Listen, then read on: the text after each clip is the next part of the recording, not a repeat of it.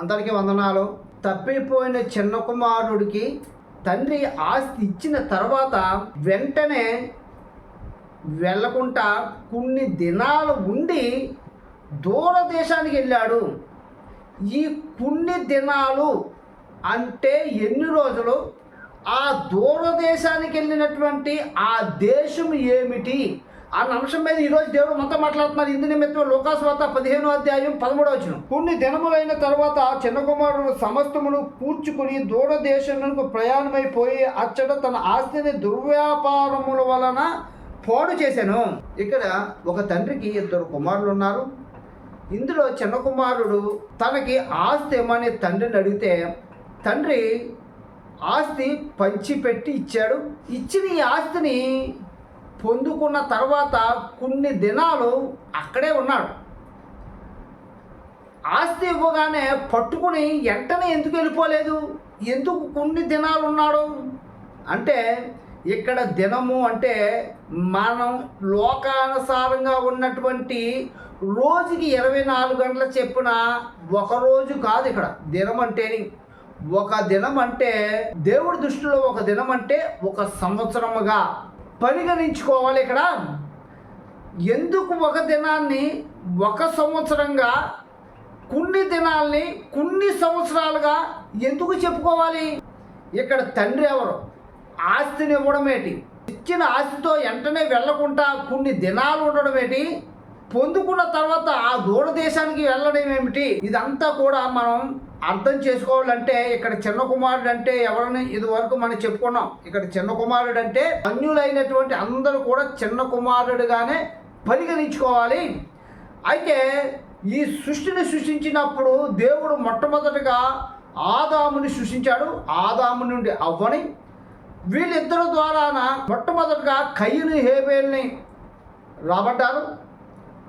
హేబేలు చంపబడ్డాడు. తర్వాత కయ్యను, తన తర్వాత షేతు, ఇలాగ సంతతంతా కూడా విస్తరించింది.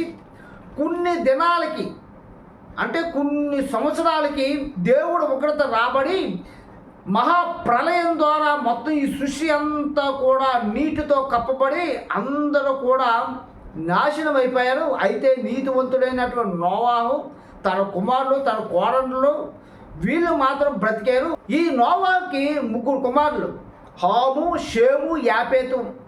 వీళ్ళ నుండి అనేక జనాంగం పుట్టింది. మొట్టమొదటిగా ఈ జనాంగం అంతా కూడా ఎక్కడ ప్రారంభమైంది అంటే యెరూషలేములో ప్రారంభమైంది. ఈ యెరూషలేములో ప్రారంభమైనటువంటి ఈ సంతతి అంటే హాము, షేము, యాపేతు వీళ్ళ నుంచి రాబడిన సంతతి అంతా కూడా ప్రపంచం అంతా కూడా అక్కడి నుంచే విస్తరింపబడింది. అంటే ఇప్పుడు ప్రపంచంలో విస్తరించిన వీళ్ళందరూ కూడా అన్ని జనాంగంగా వేరే వేరే మతాలను పూజించుకుంటూ వేరే వేరే కులాలుగా, మతాలుగా, ప్రాంతాలుగా, ఆచారాలు, వ్యవహారాలు అన్నీ కూడా మారిపోయాయి. అంటే యెరూషలేములో పుట్టిన ఈ చరిత్ర మొత్తం ప్రపంచం అంతా కూడా దూరదేశాలన్నింటినీ కూడా విస్తరించింది. ఇక్కడ చిన్న కుమారుడు ఏం చేశాడంటే తన ఆస్తిని పొందుకుని కొన్ని దినములు ఉన్నాడు. అంటే ఇదంతా విస్తరించడానికి, ఈ ప్రపంచం అంతా విస్తరించడానికి కొన్ని వందల వేల సంవత్సరాలు పట్టింది.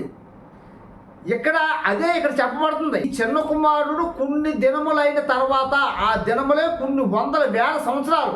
ఇక్కడ చిన్న కుమారుడు అంటే అన్ని జనాంగమైనట్టు నువ్వు, నేను, మనందరూ కూడా గత కాలంలో దేవుడిని సృష్టించలేనప్పుడు మనందరూ కూడా చిన్న కుమారుడు స్థాయిలో ఉన్నవాళ్ళమే. ఇదంతా కూడా ఒక మాటలో చెప్పుకోవాలంటే మొట్టమొదట్లో నోవాహు కుమారులైనటువంటి హాము, షేము, యాపేతు నుంచి పుట్టబడిన సకల జాతులు ప్రపంచమంతా కూడా విస్తరించడానికి కొన్ని వందల వేల సంవత్సరాలు పట్టింది. అక్కడ కొన్ని దినాలుగా ఇక్కడ చెప్పారు. ఆ విస్తరించిన దాన్ని అంతా కూడా ప్రపంచం అంతా చెదిరిపోయారు.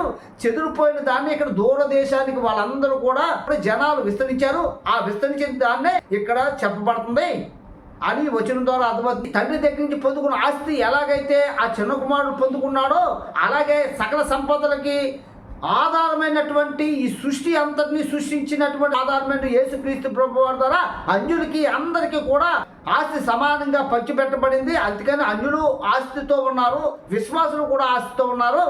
ఇది ఈ వచనంలో ఉన్న అర్థమని ఈ వచనం ద్వారా మనకు అర్థమవుతుంది. అంటే ఇక్కడ చిన్న కుమారుడు అంటే ప్రపంచంలో ఉన్న అన్యులందరినీ కూడా చిన్న కుమారుడుగా చెప్పబడుతుంది. తండ్రి ఆస్తి ఇచ్చాడంటే అందరికీ కూడా, అన్యులైన వారికి కూడా ఆస్తి వాళ్ళకి అనుగ్రహింపబడ్డాయి. దేవుడి గురించి మళ్ళీ దివించును గాక. ఆమేన్.